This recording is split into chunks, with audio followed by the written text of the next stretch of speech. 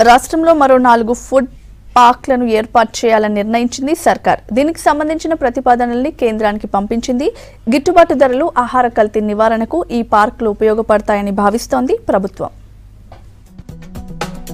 రాష్ట్రంలో 4 mega food పార్కులను ఏర్పాటు చేయనుంది ప్రభుత్వం. సిరిసిల్ల, జనగాం, మెదక్, రంగారెడ్డి జిల్లాల్లో వీటిని నిర్మించేలా ప్రతిపాదనలు సిద్ధం చేసి కేంద్రానికి పంపింది.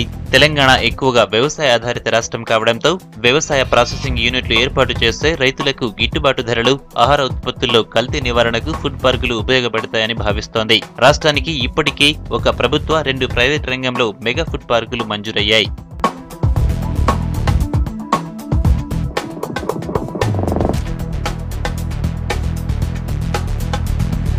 ప్రభుత్వం ప్రతిపాదించిన సిరిసిల్ల జిల్లా గంభీరావుపేట మండలం నర్మాలలో 50 ఎకరాల స్థలంలో పండ్ల ఆధారిత ఫ్రూట్ ప్రాసెసింగ్ యూనిట్ ఏర్పాటు చేయాలని భావిస్తోంది. జనగామ జిల్లా లింగాల గణపురం మండలంలో కళ్లెంలో 60 ఎకరాలలో organic food processing unit, Medak జిల్లా తూప్రాన్ మండలం కల్లకల్లో 60 ఎకరాల్లో పండ్ల ఆధారిత processing unit, vegetable, spice engineering processing యూనిట్లు, రంగారెడ్డి జిల్లా షాబాద్ మండలం చందనవెల్లిలో 60 ఎకరాల్లో బిస్కెట్స్, వేపర్స్, చాక్లెట్ తయారీ యూనిట్లు ఉన్నాయి. హైదరాబాద్ లో ఆహార ఉత్పత్తులకు మంచి డిమాండ్ ఉండడంతో పాటు ఇక్కడి నుంచి ఇతర రాష్ట్రాలకు సరఫరా చేసేందుకు సౌకర్యాలు ఉన్నాయని భావిస్తోంది. ఈ ఫుడ్ పార్కులు ఏర్పాటును ప్రోత్సహిస్తే రాష్ట్రానికి పెట్టుబడులు పెరిగి ఉపాధి అవకాశాలు పెరుగుతాయని అంచనా వేస్తోంది.